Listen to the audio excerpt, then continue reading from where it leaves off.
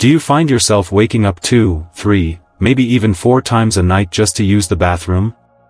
You finally get comfortable, your body is ready for rest, and then suddenly, you feel that urge. You get up, shuffle through the dark, maybe leaning on the wall or holding onto the bed frame, just to make it safely to the bathroom. Then you climb back into bed, but now you're wide awake. You glance at the clock. It's 2 in the morning. And before you know it, you're repeating the same cycle at 4, maybe even at 6. Or maybe you've seen this happen to your spouse. Or your elderly parent. You hear them get up over and over again at night, and you worry, what if they trip? What if they fall in the dark? What if this constant broken sleep starts wearing them down in ways you can't even see? Because here's the truth. Interrupted sleep doesn't just make you tired. It chips away at your memory. It leaves you irritable, anxious, and foggy during the day. And for seniors especially, it can increase the risk of falls, raise blood pressure, and even weaken the immune system. Something as simple as waking up too many times at night can quietly become one of the biggest threats to your overall health and independence. But here's the good news, it doesn't have to be that way. By the end of this video, you're going to learn what urologists actually recommend about drinking water the right way, so you can stay hydrated during the day, protect your health, and still enjoy peaceful, uninterrupted sleep at night. You'll be surprised at how small changes to when and how you drink water can make a huge difference in your quality of rest. And let me tell you this, don't miss a single second of what's coming, because some of these insights are things most people never think about. They're simple, but they can change your nights, your mornings, and your energy throughout the day. So, let me ask you right now, have you ever dealt with this issue yourself, or watched someone you care about struggle with it? If your answer is yes, then comment below with the words, "Yes, that's me." I want to know how many of you are facing this challenge. And if you're new here, welcome to Elderly Wisdom Guide. This is where we share insights that can help you and your loved ones live healthier, stronger, and more comfortable lives. Make sure you hit that subscribe button, because trust me, you don't want to miss the tips we've got coming up. Now, let's start with the very first key point, timing. Picture this. An older gentleman, George, sits down for dinner at 6 o'clock. He enjoys his meal, but like many of us, he realizes he hasn't had much to drink during the day. So, he pours himself 2 tall glasses of water, thinking he's doing his body a favor. After dinner, maybe he even has another cup of tea, and by the time he heads to bed at 9:30, his bladder is already full. At midnight, George wakes up. He makes his way to the bathroom, careful not to trip. He lies back down, but he can't fall asleep right away. Just as he finally drifts off, it happens again, another urge, another trip to the bathroom. By morning, George has gotten up 3 or 4 times, and instead of waking refreshed, he feels groggy, weak, and worn out. This isn't just George's story, it's a story many seniors quietly live with every single night. And here's why it happens. When you drink large amounts of fluid close to bedtime, your kidneys have no choice but to process all that liquid while you're asleep. Your bladder fills up, pressure builds, and the urge to go wakes you. It's not your imagination, it's simple biology. Your body is doing its job, but at the wrong time. Now here's where a lot of people make a mistake. They think, well, if drinking water at night makes me wake up, then maybe I should just stop drinking water altogether. They limit fluids all day, sipping just enough to get by. But do you know what that leads to? Dehydration. And dehydration brings its own set of problems: confusion, dizziness, constipation, even urinary tract infections. So, avoiding water isn't the answer. In fact, it can make things worse. What urologists actually recommend is something far more balanced. Instead of drinking most of your fluids in the evening, front-load your hydration. That means drinking more in the morning and afternoon when your body is active and your kidneys can process fluid naturally. Then, as the day winds down, slowly taper off. Give yourself a window, about 2 to 3 hours before bedtime, where you reduce your water intake. This way, you stay hydrated throughout the day, but you give your bladder a chance to settle before the night begins. Think of it like training your body to respect your sleep. You're not depriving yourself, you're simply choosing the right timing. It's a small change, but it can completely transform your nights. But let me tell you this, timing isn't everything. Because even if you get the timing right, what you drink with your water can still have a powerful effect on your sleep. Now let's move to the second key point, what you drink alongside your water. Imagine this. It's a cool evening, and you're sitting in your favorite chair. You decide to treat yourself to a nice cup of coffee after dinner, or maybe a small glass of wine to help you unwind. It feels comforting, almost like a reward at the end of the day. But then, a few hours later, you're wide awake, tossing, turning, and making that familiar trip to the bathroom. This isn't just coincidence. There's a real reason behind it. Both caffeine and alcohol act as diuretics. That means they push fluid through your system more quickly than plain water. Your kidneys go into overdrive, your bladder fills faster, and before you know it, you're back on your feet in the middle of the night. And here's something most people don't realize. Many assume that a small evening drink, maybe half a glass of wine or a little nightcap, will help them sleep better. It might make you drowsy at first, yes, but what it really does is disrupt your natural sleep cycle. Alcohol fragments your sleep, making it lighter and less restorative. Instead of deep rest, your body gets stuck in a shallow rhythm, and with the added pressure on your bladder, the night becomes restless instead of peaceful. Caffeine works in a different way, but with a similar result. That innocent cup of tea or coffee in the late afternoon might feel harmless, but caffeine can stay in your system for hours, sometimes up to 6 or 7. Even if you manage to fall asleep, it can prevent your body from settling into the deeper stages of rest. Combine that with the diuretic effect, and you're almost guaranteed another interrupted night. So, what can you do? Urologists recommend setting some simple boundaries. If you love coffee or tea, enjoy it, but keep it to the morning hours, ideally before 2 p.m. That way, by the time you're ready for bed, the caffeine has mostly left your system.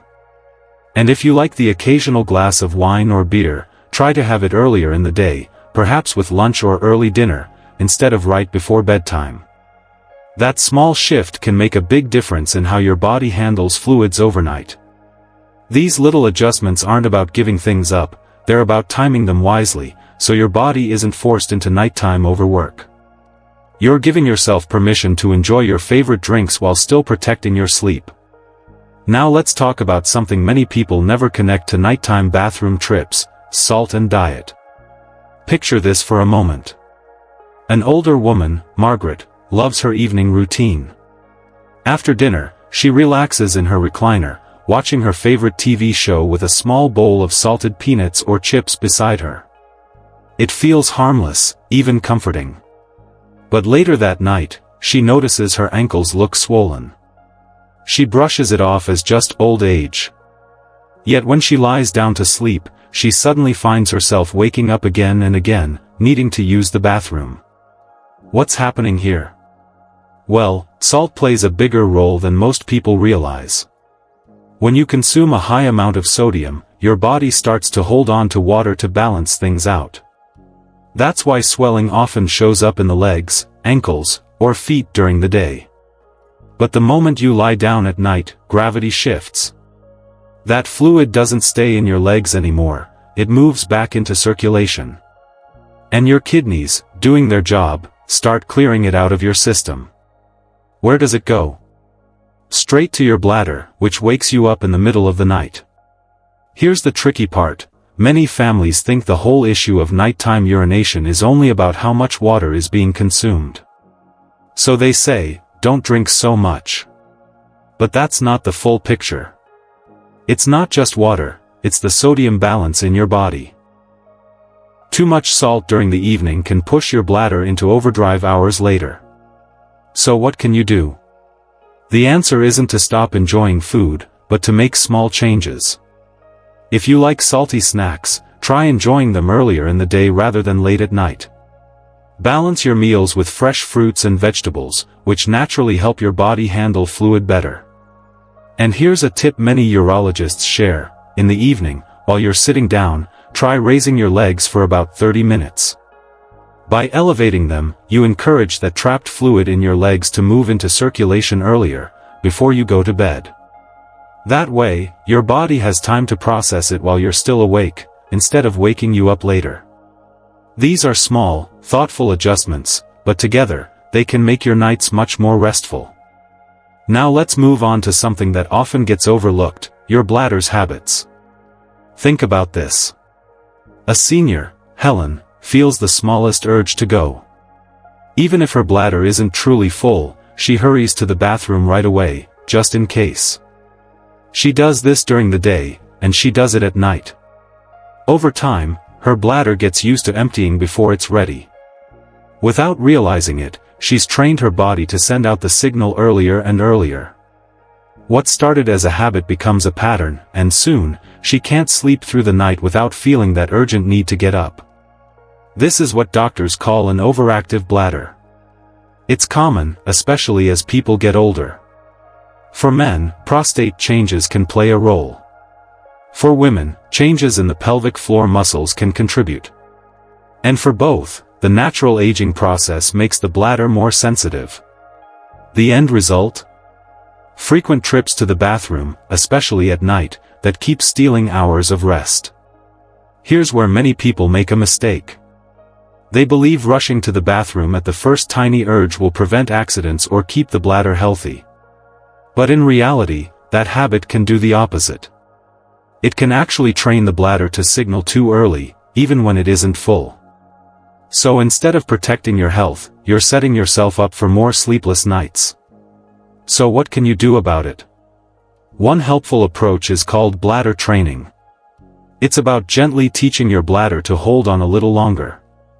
If you feel the urge, but it's not overwhelming, try waiting a few extra minutes before you go. Over time, this can help increase your bladder's tolerance. Another simple practice is called double voiding. Before you go to bed, use the bathroom as usual, then wait a few minutes and try again. This ensures your bladder is as empty as possible before you lie down for the night. These techniques don't require medication, and they don't require complicated routines. They're just small adjustments in habit that can give you more control, and more hours of sleep. But what if despite all this? Changing your drinking schedule, avoiding caffeine and alcohol at night, watching your salt, and even retraining your bladder, you still find yourself waking up often? And this brings us to the final point, one that many people never connect to nighttime bathroom trips: your sleep position and underlying medical conditions. Picture an elderly man, Robert. During the day, his feet and ankles are often swollen. He thinks it's just part of getting older. But when Robert lies down at night, something interesting happens. All that fluid that had been collecting in his legs during the day is suddenly redistributed through his body. His kidneys, which have been relatively quiet while he was sitting or standing, now receive a rush of fluid to filter. And the result? His bladder fills quickly, and he's forced to wake up, sometimes more than once, just to keep pace with what his body is processing. This isn't just about water. It's about the way the body handles fluid when you change positions. And sometimes, it's about more than that. Conditions like sleep apnea, diabetes, or even heart problems can play a big role in nighttime urination. When the body is under strain, the kidneys often respond by producing more urine at night. So if you or someone you love is waking up frequently, it may not be just the water you drank, it could be your body trying to tell you something else. Now here's a common misconception: many people shrug and say, well, that's just old age. Waking up at night is something I have to live with. But that's not entirely true. Yes, the body changes with age, but those changes don't have to steal your rest. There are steps you can take to ease the problem. One simple practice is to elevate your legs in the evening. While you're reading or watching TV, put your feet up on a pillow or footrest for about 30 minutes. This helps shift fluid from the legs into circulation before you go to bed, so your kidneys have time to process it while you're still awake. Another option is to use compression stockings during the day, which can reduce swelling and prevent that nighttime flood into your bladder. And here's something even more important: if frequent nighttime urination continues despite all these adjustments, don't ignore it. Talk to your doctor. Sometimes, it's a sign of an underlying condition that needs attention. Addressing those health issues can improve not only your nights but your overall well-being. So, as you can see, nighttime bathroom trips are not always just about when or how much you drink. They can be connected to deeper patterns in your body. For many seniors, waking up at night is more than just a minor inconvenience, it becomes a frustrating routine. Imagine lying down after a long day, hoping for a peaceful night's rest, only to find yourself jolted awake again and again. Over time, this doesn't just drain the body, it wears on the spirit. And for family members who care deeply, it's a constant source of worry. Each late-night trip to the bathroom feels like another risk of slipping, falling, or losing precious rest. Exhaustion settles in, not only for the one experiencing it, but often for the loved ones who share the same home. But here's the truth worth holding on to: by understanding these simple steps, you're not just managing an annoying problem, you're taking back control of your nights. You're proving that aging doesn't mean surrendering comfort, dignity, or independence. These strategies, timing your water, adjusting your evening habits, and working with your body instead of against it, are tools of empowerment. They are choices that allow you to decide how you want your nights to feel. And the beauty of it all is that change doesn't have to happen overnight. Start small. Maybe tonight you simply shift your water intake earlier in the day. Tomorrow, you raise your legs for 30 minutes before bed. The next day, you avoid that late evening coffee or glass of wine. With each small adjustment, you'll notice shifts, not just in how often you wake up, but in how rested you feel when morning arrives. Better sleep is not just about resting the body, it strengthens the mind. It sharpens memory. It fuels energy, allowing you to enjoy hobbies, conversations, and simple daily pleasures with more vitality. And perhaps most importantly, it restores a sense of peace. Peace in knowing you are doing something good for yourself, peace in giving your family less reason to worry, and peace in facing each new day with strength. So, if nighttime bathroom trips have been stealing your rest, take comfort in knowing there is hope. There are answers. And there are steps you can begin tonight that may bring you closer to the quiet, uninterrupted sleep you deserve. Now let's recap the 5 strategies we explored together. First, we talked about the importance of timing your water intake, drinking more in the morning and less before bedtime. Second, we looked at how caffeine and alcohol act as diuretics, pushing more fluid into the bladder at night. Third, we explored the connection between salt and diet, and how too much sodium can trigger nighttime urination. Fourth, we discussed bladder habits and overactive bladder, learning how retraining can restore balance.